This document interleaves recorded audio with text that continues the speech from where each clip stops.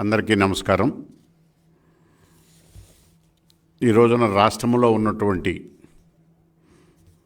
కరువు విలయతాండం చేస్తున్నటువంటి పరిస్థితుల్లో రాష్ట్ర ప్రభుత్వం వ్యవహరిస్తున్న తీరు, రైతుల స్థితిగతులు ఇవన్నీ కూడా కనుక మనం పరిశీలించినట్లయితే కరువు అనేటటువంటిది ప్రధానంగా వర్షాభావ ప్రభావం వల్ల రాష్ట్ర ప్రభుత్వం నీటి నిర్వహణ మేనేజ్మెంట్ వల్ల వైఫల్యాల వల్ల ఉద్భవిస్తుంది. రాష్ట్ర ప్రభుత్వం ప్రధానంగా ఈ 5 సంవత్సరాల్లో నీటి సౌకర్యము, నీటి వనరులు, రైతులకు నీరు అందించటం, ప్రజలకు తాగునీరు అందించటం అనేటువంటి విషయంలో పూర్తిగా వైఫల్యము చెంది నీటి ప్రాజెక్టుల పట్ల నిర్లక్ష్యము చేసి పోలవరాన్ని పక్కన పెట్టి తిరోగమన దశలో జరుగుతున్న పనిని కూడా ఆపివేసి రాష్ట్ర ప్రజలకు తీరని ద్రోహం చేసింది జగన్మోహన్ రెడ్డి ప్రభుత్వం. దాని ఫలితమే ఈ రోజున రైతులకు సాగునీరు లేకుండా పోయింది. పోలవరాన్ని ప్రాజెక్ట్ని పూర్తి చేసి చంద్రబాబు నాయుడు గారి పూర్తి చేసినటువంటి 73% ప్రాజెక్ట్ని కంటిన్యూ చేసి నదులను అనుసంధానము చేసి రైతులకు గనక సాగునీరు గనక అందించి ఉంటే ఇవాళ ఈ పరిస్థితి ఉండేది కాదు. ఈ విషయాన్ని చంద్రబాబు నాయుడు గారు గుర్తించి మొదట్లోనే పోలవరం ప్రాజెక్ట్ అయ్యే లోపు కనుక మనం ఇట్లాగే పెట్టుకుని కూర్చుంటే రైతులు 4 ఏళ్ళు ఇబ్బందులు పడతారని ఆయన ముందుగానే పట్టిసీమ ప్రాజెక్టుని నిర్మించి డెల్టా రైతులకు అందరికీ కూడా నీరు అందజేసి పంటలు ఎండిపోకుండా, క్రాప్ హాలిడే ఇవ్వకుండా రైతులకు సాగునీరు, ప్రజలకు త్రాగునీరు ఇవన్నిటినీ కూడా అందజేయటం అనేటటువంటి చాలా ముందు చూపుతో చేసిన విషయం. ఇప్పుడున్నటువంటి జగన్మోహన్ రెడ్డి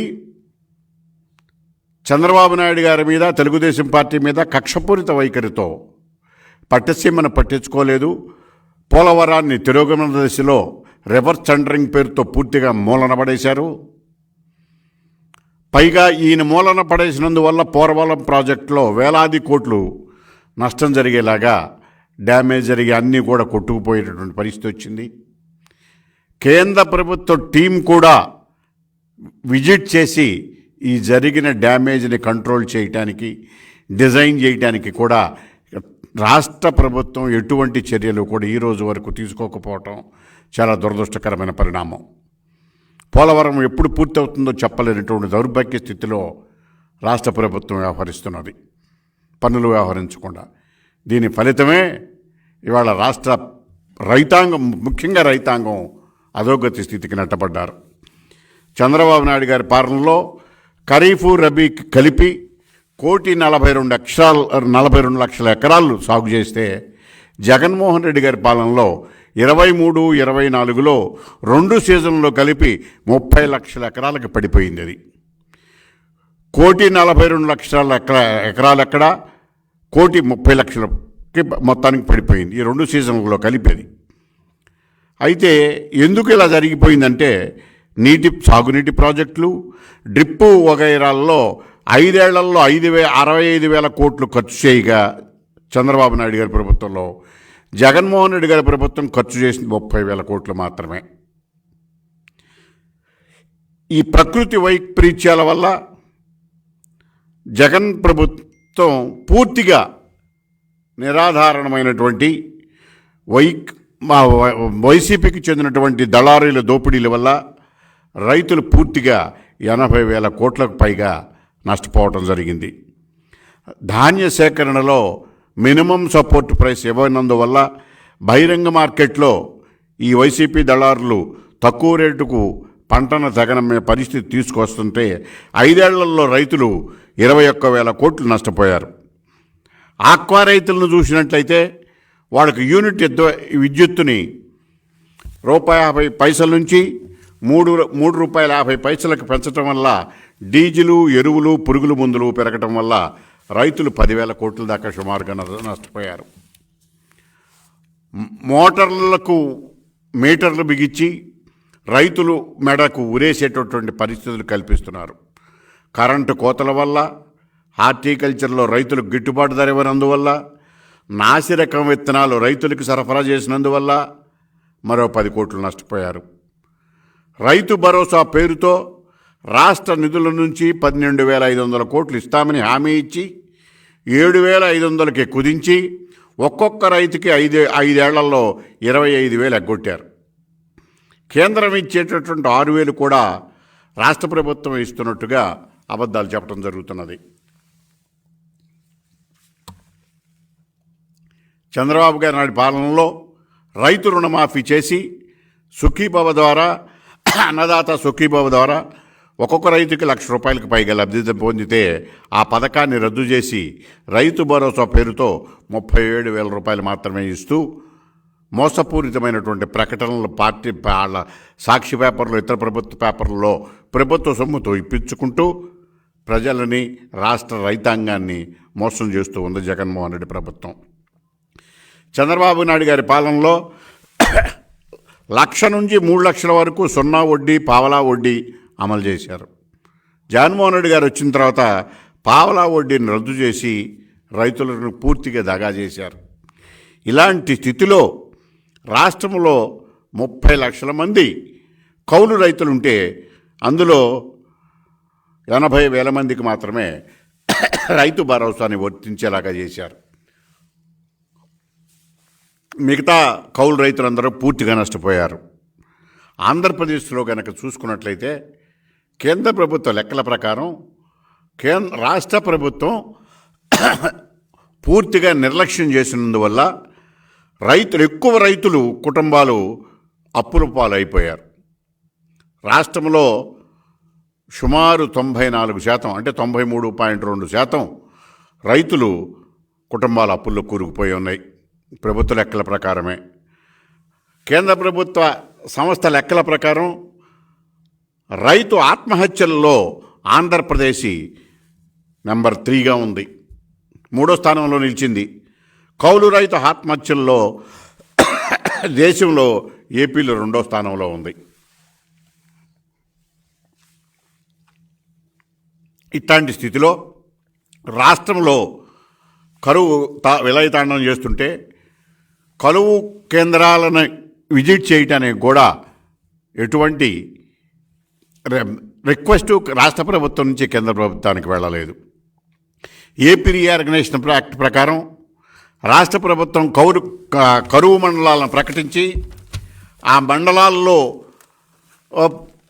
కరువు మండలాల్లో కేంద్ర ప్రభుత్వం నుంచి వచ్చే సహాయ నిధులు తెచ్చుకోవలసినటువంటి బాధ్యత రాష్ట్ర ప్రభుత్వానికి ఉంది.